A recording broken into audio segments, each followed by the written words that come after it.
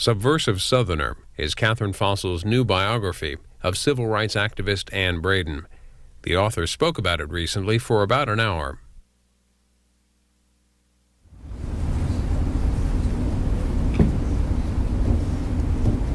Good morning. Welcome to the Southern Kentucky Festival of Books. My name is Luann Crowther. I teach English here at Western Kentucky University, and it is my privilege today to introduce to you Cathrine Fosl, who's written a wonderful book, Subversive Southerner, Ann Braden and the Struggle for Racial Justice in the Cold War South, and it is chock full of information that I find just absolutely fascinating.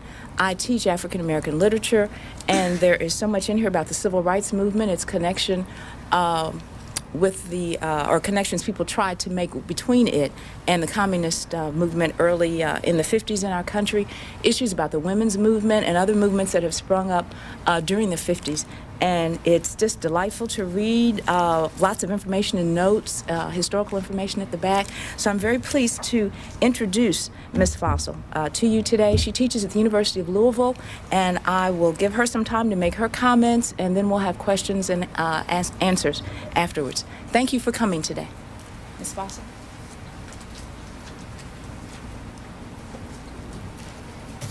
Hi. Okay, I want to start by thanking the organizers of the Southern Kentucky Literary Festival for giving me the opportunity to talk about my book today, because I love to talk about my book and I never get tired of talking about this subject.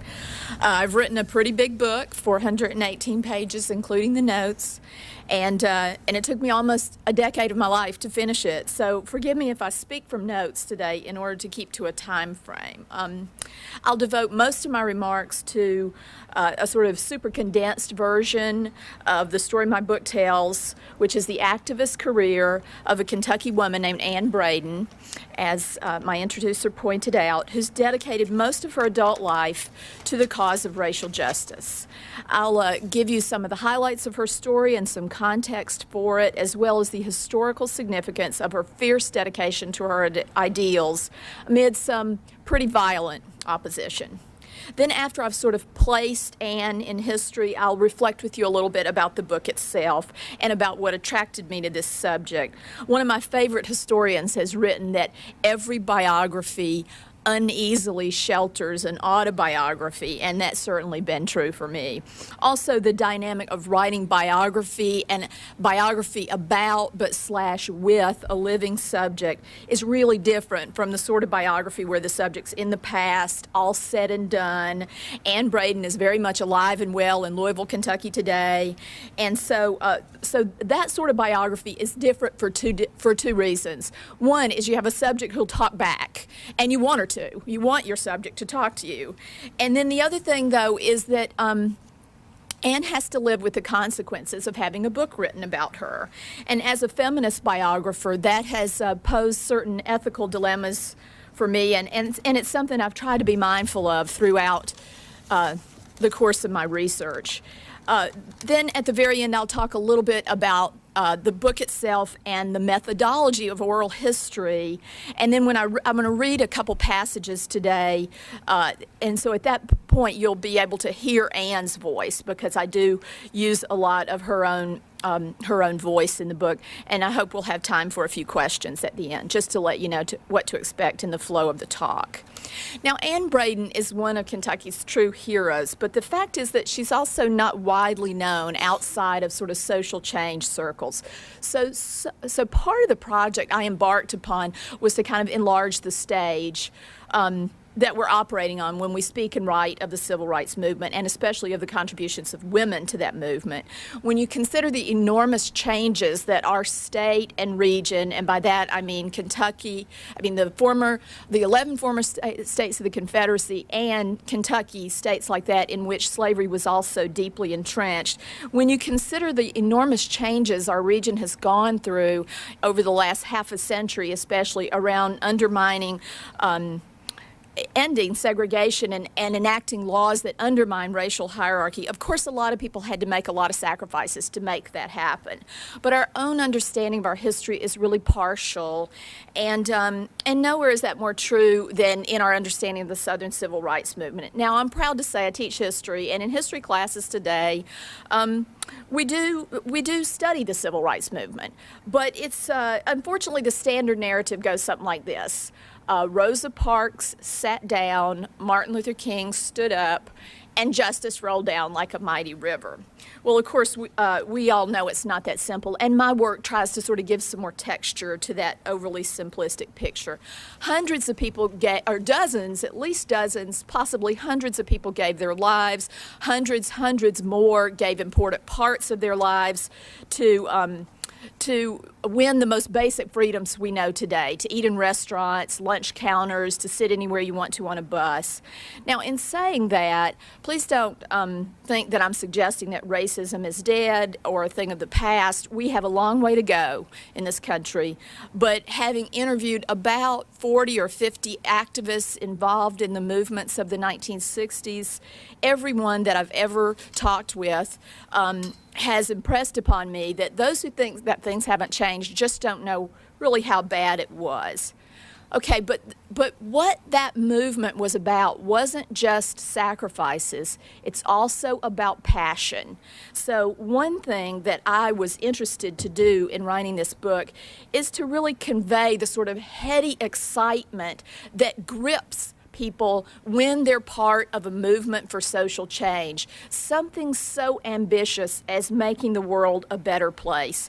And I especially found that to be true, certainly of Ann's generation, but the generation younger than her, and that's a lot of the folks that she worked with in the civil rights movement, the young students who started the sit-ins and sat down at the lunch counters, were just so absolutely swept up by that movement. So I began to want to convey, recapture some of those feelings and convey it to a generation of students that I teach that really, probably 3/4 or more of them don't have any experience like that. So I guess you could say that sort of my initial question when I set out on my research was, what makes an activist? My book seeks to understand what drives an ordinary person to go to such extraordinary length in service of their ideals. And by the way, I would be the last person in this room to suggest that Ann Braden is an ordinary person. You really get an idea of how extraordinary she is if you read my book. But it's important to know that if she were here with me today, and we do speak together about this book sometimes, she would argue with me about that. And she is very characteristic of other activists in that regard, of not ever taking the achievements upon themselves, but always going back to the collective, to the group, to the movement that made these changes possible. The second question that I kind of wondered as I set out was, what keeps an activist going? Ann Braden was born in 1924. She became active in movements for racial and social justice at the age of 23 as a very young woman, and she's still active today after more than 55 years. So, my question was, how did she endure in that? More than 55 years and amid some pretty sustained opposition, which I'll talk about later. Okay, a summary statement of Ann Braden. With more than half a century's unbroken, white, anti-racist activism, Ann's life has been fired by a relentless passion to undo white supremacy that's rare indeed among whites, especially among white Southerners of her generation. Ann's story isn't typical, and that's part of what makes it so interesting, because her life confounds people's preconceptions in so many ways. She has a record of service to the cause of racial justice, not just in Kentucky and not just in the South, but nationally and internationally even, that relatively few figures in American history can match, and that includes male and female, African American and whites. And so in that sense, she's really a lot less well known throughout the state and the region and the nation than she probably should be. I also want to say that I think it's kind of a mistake to think of Ann and other activists like her as simply a protester, something negative. This kind of dedication is not just about being contrary. It's not just about liking to be on a picket line or something like that. Ann's message has always been how we as a society ought to be different, but it's also been fascinating to me over the course of dozens and dozens of hours of interviewing her to begin to glimpse her vision of how the world could be. And I remain just as struck today as I was when I first met her, really over 13 years ago, by how optimistic she is, how idealistic, and how much she just loves people and loves their stories. Okay. If Ann's life has any message, it's that one person can make a difference if they're willing to stand up and speak truth to power. Over that more than 55 years, her life has intersected with just about every great social movement of the 20th century, and that includes the World War II, Depression-era World War II labor movement. I think these movements bear say in their name, so I'm just going to run through them. The early civil rights movement of the 1950s, which then led to the student sit-ins and the mass movement of the 1960s, the black consciousness, black power movements of later in the 1960s, the anti-Vietnam War movement, the movements for greater democracy on college campuses, the second wave women's liberation movement, the environmental movement, the peace and anti-nuclear movement, the nuclear freeze movement of the 1980s, the lesbian and gay civil rights movement of the last decade or so, as well as current racial and social justice campaigns today, including this new and most controversial new anti-Iraq war movement of the past few months.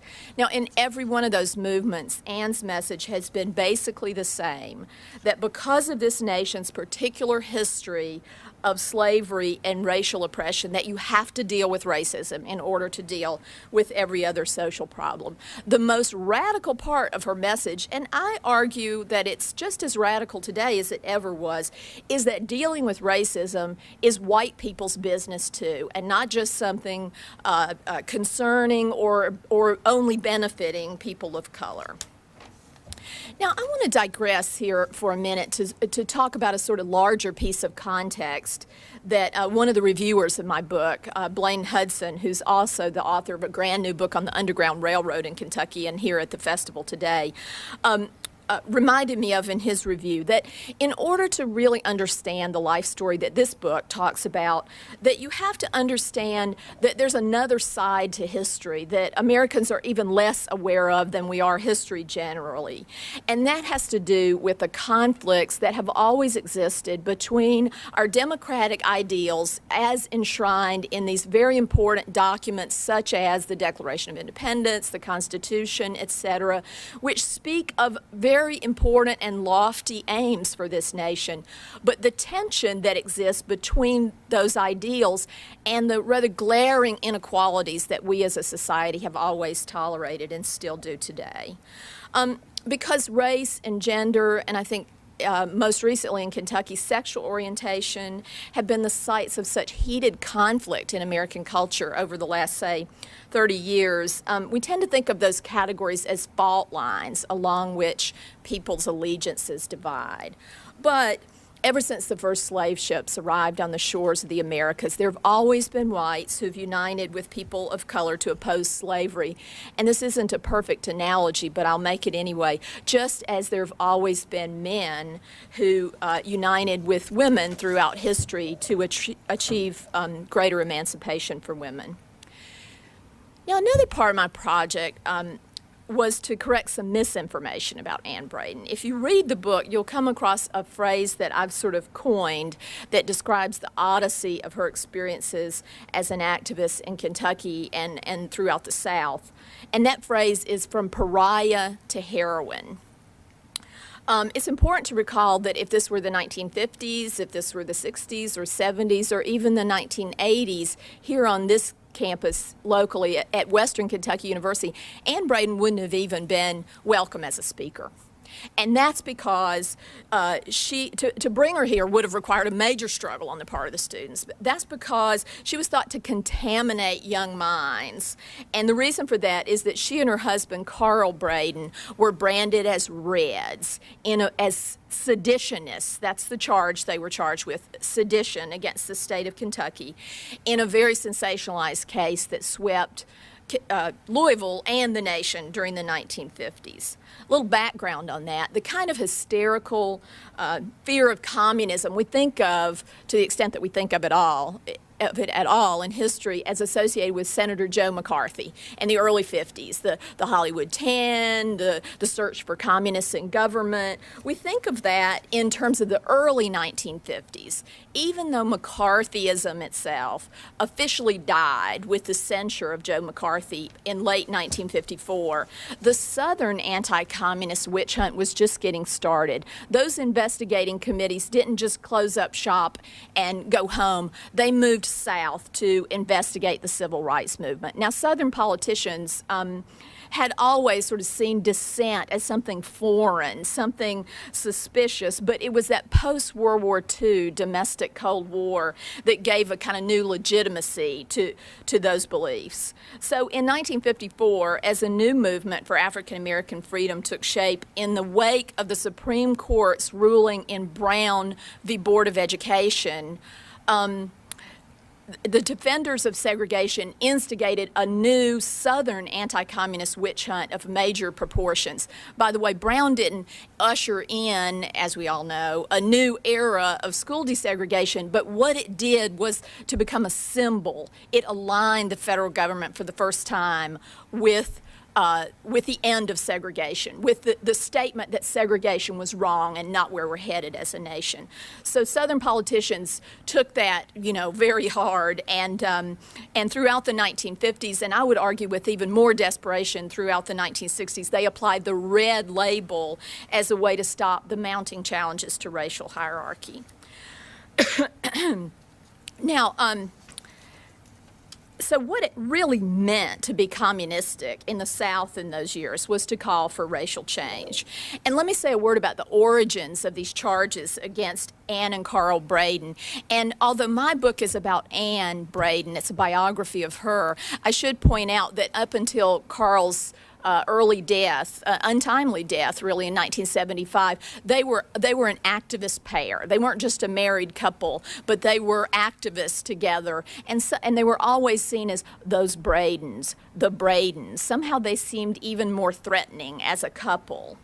But so the origins of the charges against them, they sort of came out in that 1954 sedition case, which I'll tell you a little background on in a minute. But they really had to do with the fact that when Ann became active in campaigns for against segregation in the late 1940s, the movement that she was a part of included liberals and leftists, it included socialists and communists, and this was an era before the Cold War when, the idea of the Communist Party was not the dirty word that it became later. So Ann's calls for racial and social change have always been sort of on the radical end, and that put her in the company of communists. It was those kinds of political views that set her and Carl up for getting charged with sedition.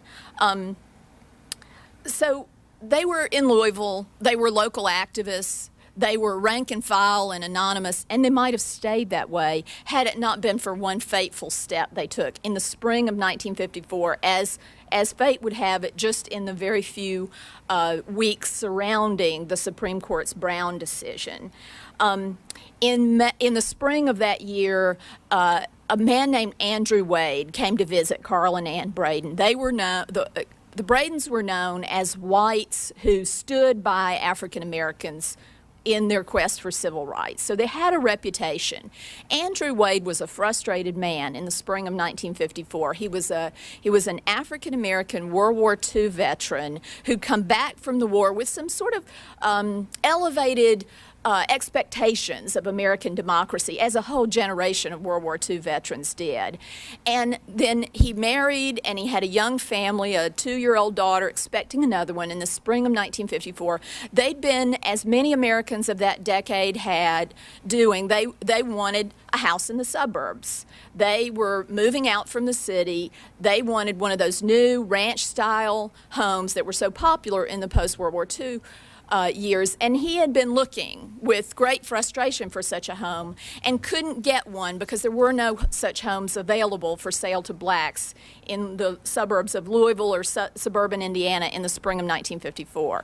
And so at the advice of a white real estate agent, actually, he approached a white couple, the Bradens, with the idea that that they would buy the house on his behalf, and then the property would be transferred to Andrew and his wife Charlotte Wade, and that he believed that whatever kind of neighborhood uproar happened over this, their desegregating this neighborhood would soon subside because they would be good neighbors, et cetera, et cetera. Well, it just, again, as unfortunate coincidence would have it, the Bradens said yes. They bought the house. They deeded it over to the Wades. The Wades moved in 2 nights before the announcement of the Brown decision, that Monday, May 17th, 1954. And the night they moved in, there was a cross burned on the in the yard. The picture windows of the house were shot out, and this kind of intimidation began. So in a way, you could argue that they caught the sort of local backlash against what the kinds of wider changes that Brown portended.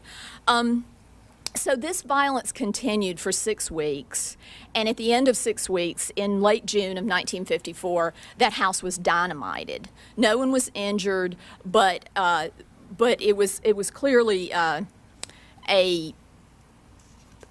message, a strong message that they were not wanted in that neighborhood.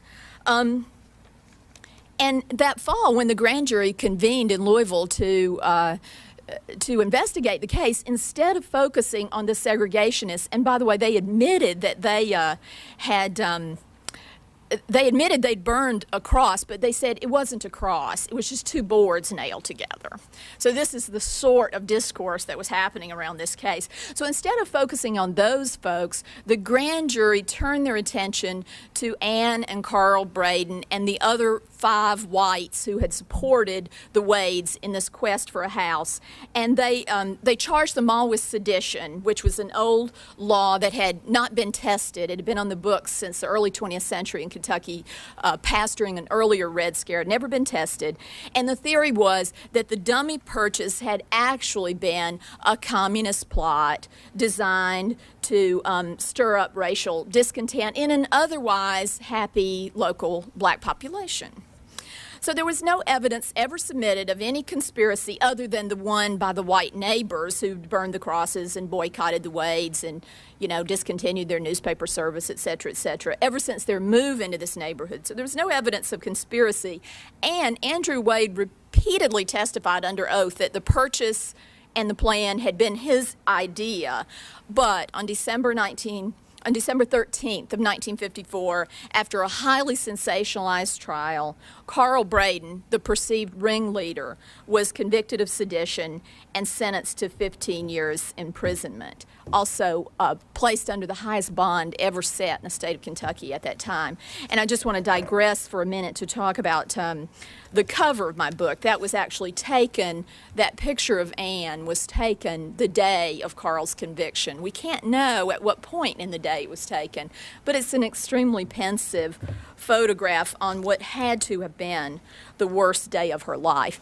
Now, neither Ann nor the other 5 defendants were ever tried, but their cases lingered on. And finally, more than a year later, the Supreme Court ruled state sedition laws unconstitutional, partly for the kinds of reasons that this Kentucky case had generated a lot of controversy, that, any local prosecutor could use such a law to silence any form of dissent. So Although the conviction was thrown out and no further charges were pursued against Carl or any of the others, Andrew and Charlotte Wade were never able to live in their house again. So to some extent, the Bradens won that case ultimately. The Wades never won it. They lost and they lost and lost and lost, so that racism ultimately did define their experience of that whole chain of events. So unlike most victims of McCarthyist prosecutions, the Bradens didn't just fade into the woodwork. In fact, the animosity they had seen by whites in Louisville sort of cemented their determination to stand with African Americans who were committed to overturning segregation. I'm going to read a little quote from Ann. While we were absorbed in the case and in our survival, this whole new civil rights movement burst forth in the South. Just from the little bit of traveling we'd done around the case, the disturbing thing we saw was there seemed to be so few white people who were openly supporting the movement. This new black movement just made it so obvious that some whites had to catch up with this history that was moving so fast. I'd been the main push on this, but Carl was committed to it too. I knew white people were there somewhere, and we had to get to them. A lot of the whites who had been active earlier in the South had been caught in the witch hunts and run out. So within 2 years, Ann and Carl Braden were working full-time for a small, also highly marginalized organization called SCEF, the Southern Conference Educational Fund, traveling the South, trying to find whites who were willing to stand up and support civil rights. And Southern journalists kept on and on resurrecting the details of that sedition case to smear the Bradens and the entire civil rights movement as communistic. But it didn't stop them. They kept on going. And just an aside here, as the researcher, I would like to point out that I've read probably every document generated by some of these Southern state investigating committees, documents by the House Un-American Activities Committee, documents from the Congressional Record. And I've all my research into Carl and Ann and the handful of others like them who were used in this way to smear and divide the civil rights movement, I never located anything, and not even any charges of it by Southern politicians in the way of espionage. This wasn't the Rosenbergs here, okay? Or even any attempt to sort of promote linkages between the civil rights movement and Soviet socialism. So it was really about this one moment when they rose to prominence in Southern culture, and that moment was used and reused and replayed against them throughout the next few years. But they kept going. It's really hard to overestimate the profound symbol of a white Southern conscience that Ann Braden and Carl as well represented to young activists of the 1960s. Many I've interviewed, especially but not solely whites, credit the Bradens with either bringing them into the movement or keeping them there. But I should point out that cultural anti-communism was so powerful in those years, and the fears that it fed were so vast that the Bradens remained marginal figures, and they had to fight for their right to be there, even within the civil rights movement itself, especially among those of their generation or older. It was less true among young people. Like, for instance, even someone like Martin Luther King, who considered Ann and Carl Braden good friends. They stayed at his home when they passed through Atlanta, and he named Ann as one of 5 white Southerners that gave him cause for hope in his very famous 1963 letter from the Birmingham jail. Even with that, he could still say on occasion to other young student activists, "Don't be seen with them." There's nothing wrong with them, but it was simply about guilt by association. It's not what they've done, it's not what they think, it's what publicity by being associating with them might do to our movement. So let me stop here to mention a sort of lesson that I couldn't have known my book would draw, but that it does sort of resonate from that history in relation to the ideology of terrorism in our times, because the parallels between the ideology of anti-communism in the 1950s and 60s and the ideology of anti-terrorism today are really quite strong. Perhaps Ann Braden's most important contribution to the civil rights movement of the 50s and 60s, and Carl's as well, was their insistence that civil rights could not come about without civil liberties. Part of what Ann was struggling for all throughout the post-World War II South was the right to speak out, our First Amendment rights. And I might point out that those rights are again in question in American culture today. Okay, well, the subsequent movements that defined the decade of the 1960s, I listed some of them there for you, were all outgrowths of the civil rights movement, of course, and Ann Braden became a mentor to them all. Her activism did not end in the 1960s, however.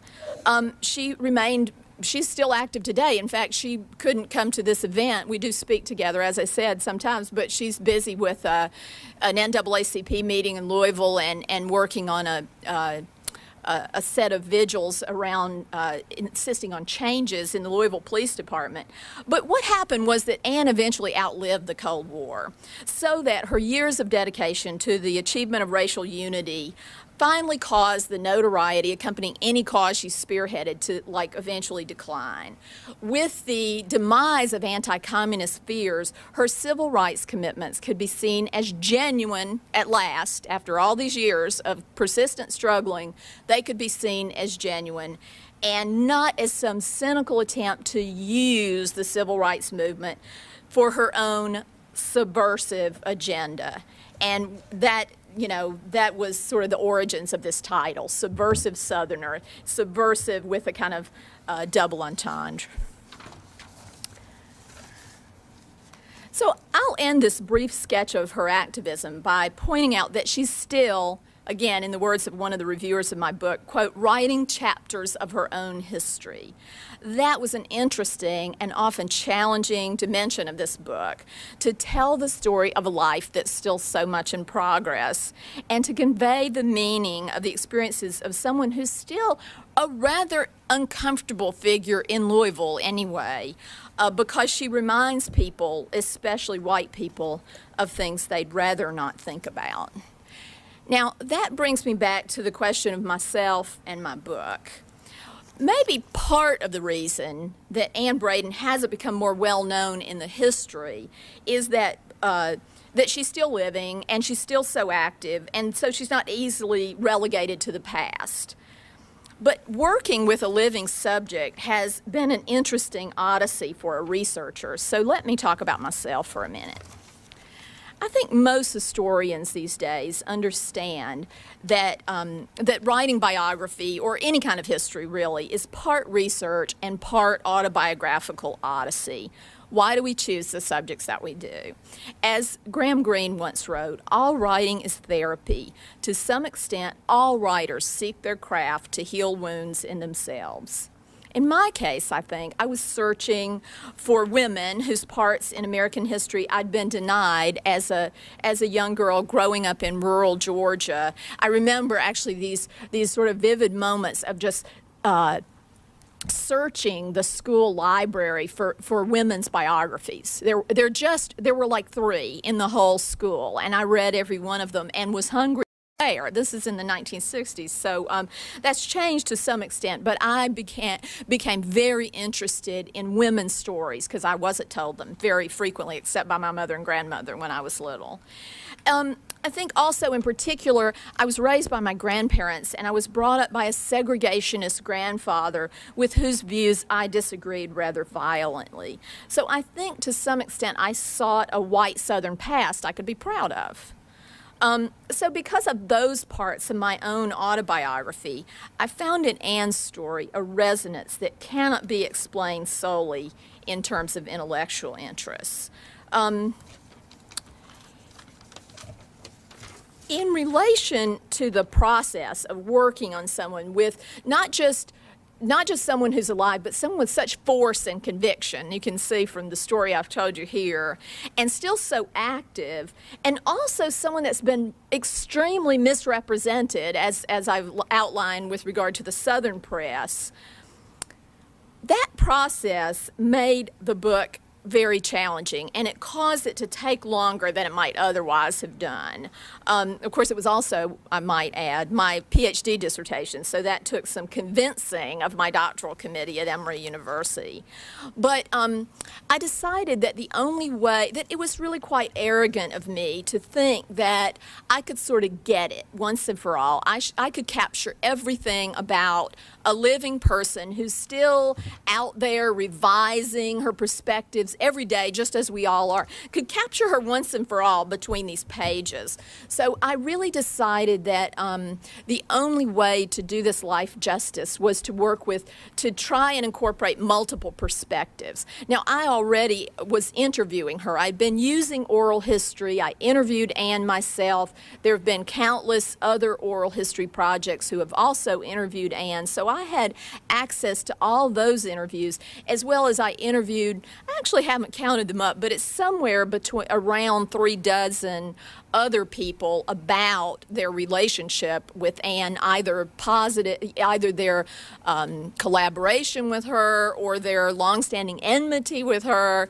So I talked to a lot of people, but in terms of the multiple perspectives, I really wanted her perspective in there. So it seemed like the only way that I could do that was actually not just to use oral history in the research, but to use it in the text itself. So if you look at the book, you'll see that it has two typefaces, and I had to fight with my publisher for this. But the regular Roman typeface is my voice, the historian, the biographer, the interpreter, and then in italics appears Ann's voice. So that was a way to very visually set off our two perspectives, because we didn't always agree. We especially didn't agree on questions like her parents. Interestingly, her parents were staunch segregationists, and they always, they were really crushed by her decisions and life choices. But her, and so she often said she wrote the same letter dozens of times over a 20-year period, because they never really made, until very late in life, they didn't really make a peace with the sort of activist life that she had chosen. But she felt that I was too harsh on her parents because of reasons of my own, personal reasons. But so in doing that, I could give my interpretation in one voice, then I could allow her to speak. And that is, people have asked me, was this an authorized biography? That's not a phrase that Ann and I ever used with each other. But what I did do was I would sit down and she would read some things that I'd written, and I would say, so what do you think? Did I get it right? And if she had something else to add in her voice, I let her do that, because that, I felt, was simply being true, quoting a source correctly, and again, sort of fulfilling my project as a feminist biographer to incorporate these multiple perspectives. Also, it was hard to end a book when there's that life is not finished. Writing an unfinished life, I just had no idea how to finish the book. So I seized upon what I thought was a very cool idea at the very end, which was to end the book with a dialogue between her and myself. So if you look, there's it's called an epilogue, but it's really a dialogue. So that after the book was all finished and off to bed, that Ann and I sat down and did a conversation, okay? And that would give her the opportunity to express anything that she thought I hadn't gotten. I mean, one thing I didn't mention here is that this woman never wanted a biography done of her at all. I mean, at one of our worst moments, she said, why don't you just wait till I'm dead to do this?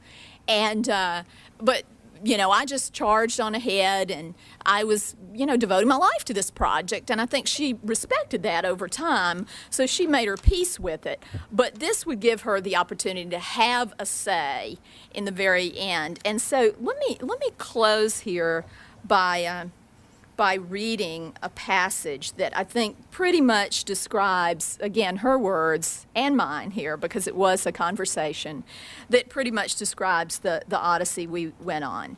Kate, I wonder if having your life committed to paper this way and by someone besides yourself has made you reflect on your experiences any differently. Anne, since you're doing this, I've had to look at my life as a whole instead of just what's right in front of me, which is how you describe me. But you know, I didn't see any reason to have a book about me. It would seem pretty egotistical to think my life was worth a book, since my notoriety is mainly not because of anything I did, but because of what some people tried to do to me. But you were determined, and you just plowed ahead, and you did get to be a nuisance to me. I got to feeling sorry for you, but I didn't have time for you. But you are pretty persuasive, and you did sort of convince me. If there's something in my experience that can illuminate this whole question of race and white Southerners, that's what I've been struggling to do. So I'll stop there. And would love to hear some questions. Thank you.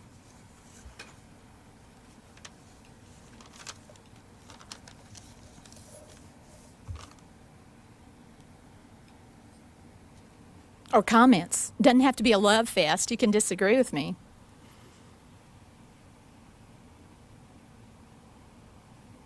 When you initially approached her, Mm-hmm. was it the same as at the end, or was it? No, it was, well, it was ambivalent. It was always ambivalent. But, I mean, one thing I didn't say about myself was that I also had a history as an activist and a journalist. I sort of put down this project in order to get a PhD in history, because when I started reading civil rights history, I discovered I really didn't have the wherewithal to complete this project. I needed to really learn history. So I'm like one of those unusual people that went to graduate school to learn history. So when I first approached her about it, I was, you know, sort of a lay historian, and I just wrote a letter to her.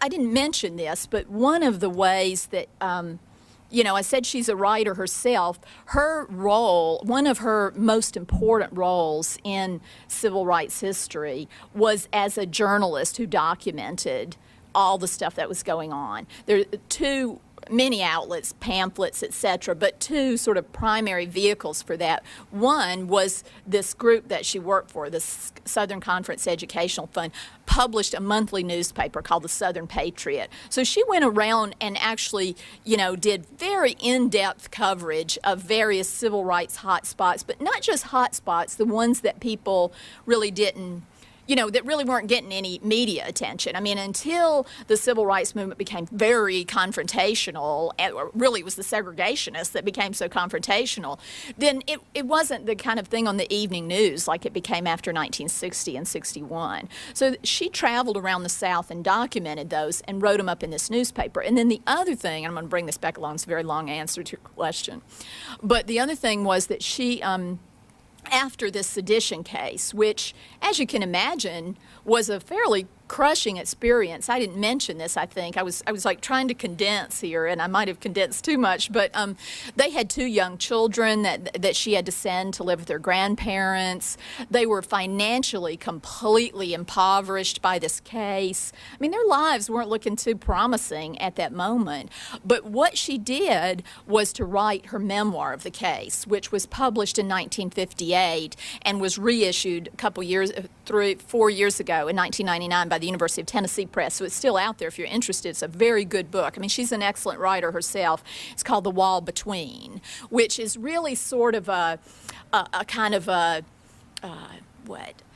sustained letter to white people, letter to white Southerners about why we need to change. I mean, this 1958. And the book was, she had a hard time getting it published, but it actually was a finalist for the National Book Award that year. So it was very powerfully written. It spoke very powerfully to a lot of people, and I was one of them. But this was like 30 some odd years later, and I ran across the book in a like dusty archive in the African American Studies reading room at Howard University, and I had no idea of this case. I mean, it's really not been written about or, you know, widely publicized since it happened. I mean, that kind of thing, it'll make big headlines and then it goes away. And I wasn't from Kentucky. I think if I'd been from Kentucky, perhaps I would have heard something about it growing up in the 60s and 70s, but I grew up in Georgia, and And I used to come to Louisville every summer as a child because my great-grandmother and that whole side of my family was from Louisville. And so I was shocked that I'd never heard this story. And I just was so moved by it, I wrote to her, and we agreed to meet. The first time I ever met her was at the reflecting pool at the Martin Luther King Memorial. And she was very ambivalent. But what she did agree to do was to let me look at her. She has this enormous manuscript collection that's part of a larger civil rights collection up at the State Historical Society in Madison, Wisconsin. And so I began researching that collection. She authorized me to do research in the collection. She agreed to participate in an initial set of interviews, and we initially thought of the book as sort of one of those like edited autobiographies, like as told to, like her story as told to me. But the truth is, she is still, and to this day, she's still that way. She was still so busy, she really just didn't have time to make it happen that way. And so meanwhile, I like learned all this history and went sort of charging ahead. And for some months and years, I was sort of out of touch with her. I was just researching her life. I mean, you know, she tells a story, like if she were here, like I called her at one point, and I was in the cemetery in Eminence, Kentucky, which is where one whole side of her family comes from. And it was really sort of staggering to me because I found the graves of 5 generations of her family there. And so now she jokes, like when I bought a copy of the reissued version of The Wall Between, it says, you know, to Kate Fosl, who knows more about me than I know about myself. And she'll, you know, so she's more comfortable and casual. She'll call me up and say, now what month did I do this? And say, you know, so like for that kind of thing. So I was like serving as a, you know, sort of to jar her memory sometimes, but she's made her peace with it. She didn't want me to do it though. Even after she agreed to do it, she would call me up and say, Kate, I've got a great book you should write. I've got such a good idea for you to research. And I was like, and I've got a good idea to research. I don't need a new idea to research, not yet. So she's made her peace with it, but it wasn't something she was enthused about, and still isn't today. I mean, if she were here, what she says is that she likes my book in spite of the fact that it's about her, because, you know, it wasn't just, you know, any biography of a civil rights activist. You can't get very far into her life story without confronting this sort of, you know, twinning of segregationism and anti-communism. So that's ultimately, you know, the story, much of, not all of, but a lot of the story my book tells is the story of how the Cold War in the South impacted the civil rights movement. And she likes it. She likes that part of it. She just doesn't like it that it's using her as the vehicle. Other questions? You mentioned Eminence, Kentucky. You mentioned her family. And I remember at the beginning of the book, you talk about her generations of grandmothers and great-grandmothers. And now, after having finished the book, I'm thinking that she's just a part of that tradition in her family of strong women and pioneering women. Would you say something maybe about that? To some extent, yeah. You know, the kind of the famous figure in her family's history prior to Anne herself was another Anne, who's her 5 times great-grandmother, who you might have seen profiled if you've ever visited Fort Herod, the historic site there at Fort Herod, the first settlement in Kentucky, because Ann Braden's 5 times great-grandmother was named Ann Pogue McGinty, and she was among the first 2 dozen white settlers to come into Kentucky with the group of which that Daniel Boone led. And she became famous in Fort Herod because she brought the first spinning wheel over the Cumberland Gap, and she developed this linsey woolsey cloth that the early pioneers wore so successfully. I mean, that became a kind of home industry for her. And she also, she's less known for this, but if you read the book, you know it. She was also the first tavern operator in Kentucky. And by the way, that is not told, that story, that piece of her history is not told over there at Fort Herod, which I find, because that sort of calls into question our ideas of what women should do in the way of public life. But, so yeah, I mean, certainly that grandmother was a very powerful figure. The fact that they both had the same name, Anne, is interesting to me, but I could never get a clear connection if she was named for that grandmother. Like, no one in the family ever said that. That family is very strong on family names. So Ann's mother had been named Anita, which means little Ann. So perhaps they had Ann McGinty in mind when they did that. But now and some of the interim generations too. Ann's own mother was, someone who never worked outside the home, never challenged society in any fundamental way. But it's interesting to me, growing up sort of 2 generations later than Ann, Ann's mother, and she grew up, though she was born in Kentucky, I didn't say this either, she grew up in Anniston, Alabama. So she had a real deep South upbringing in the 1930s in the Depression years. And her mother always encouraged her towards a career. And she wanted her to be a writer. And so she always had her reading women writers. And she took her whenever women writers would come and speak in Anniston or maybe Birmingham, which was, say, an hour away. She took Ann to do that. Well, that is a fundamental challenge. I mean, my parents didn't do that even, 30-some years later. So I do think I had a lot harder time getting stories about her father's family. It's a very, mother, female identified family. So that's a kind of a long answer. But I got very interested in Ann McGinty myself and sort of went off and did a lot more research on her than was really required because I was real fascinated by that story. What did Ann Braden say about Joe McCarthy and the Cold War time? Well, it's interesting. There's a passage in my book that deals with that. I mean, McCarthy didn't start McCarthyism. It was named for McCarthy because he kind of elevated it to a political art form. He was very theatrical. You know that story about him in Wheeling, West Virginia, when he rose to fame. This guy was a nobody. He was almost certainly destined to be defeated. He was first-time senator from Wisconsin, and he found this issue. And so in Wheeling, West Virginia, I think it was February of 1950, he was, waving this piece of paper that told that said there are this many communists in government. And depending on what time of day you talked to him, there was a different number on that piece of paper, and come to find out there was no number on that piece of paper in the end. But getting back to what she said about him, okay, so, but the domestic Cold War, which is what you would call McCarthyism more broadly, really started earlier in sort of 47, around in there. That's when Harry Truman established the loyalty oaths. But then it really came full-blown in 1950.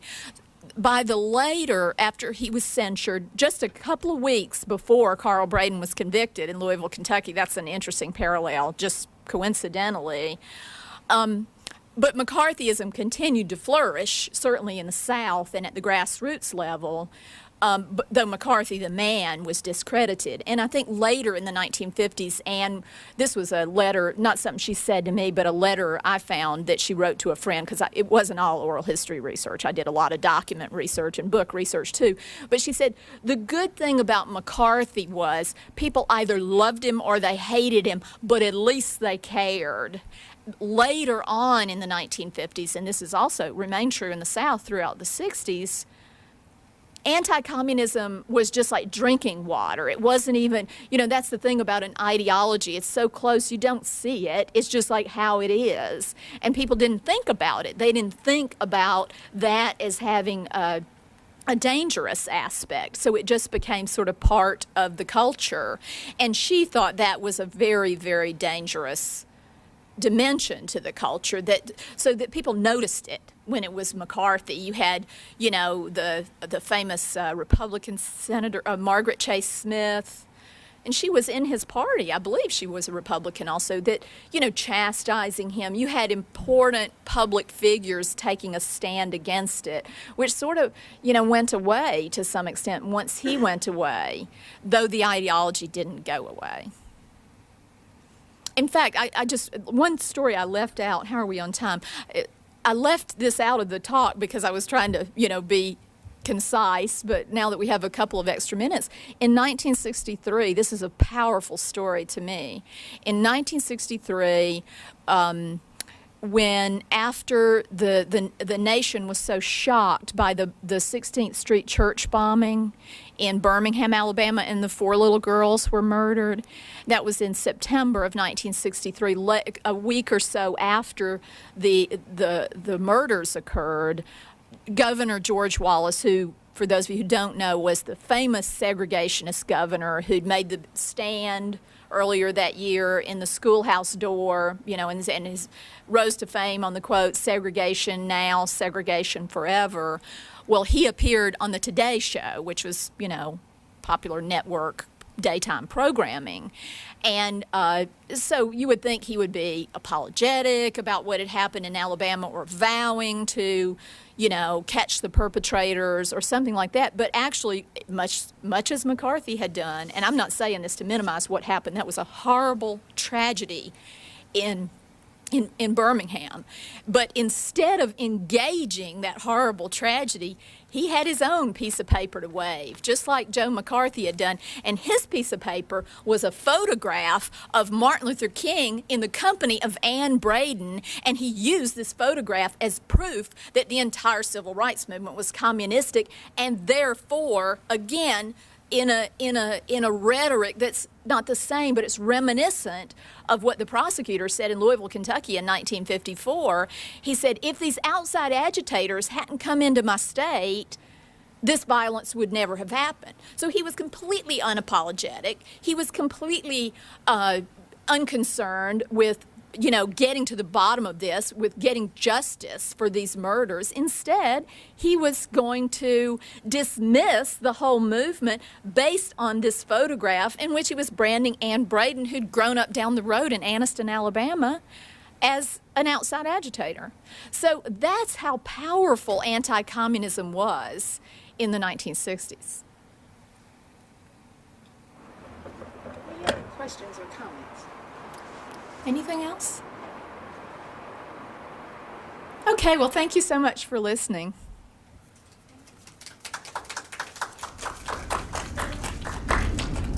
Cathrine Fosl is author of Subversive Southerner, Ann Braden and the Struggle for Racial Justice in the Cold War South. It's published by Palgrave Macmillan, on the web at palgrave-usa.com.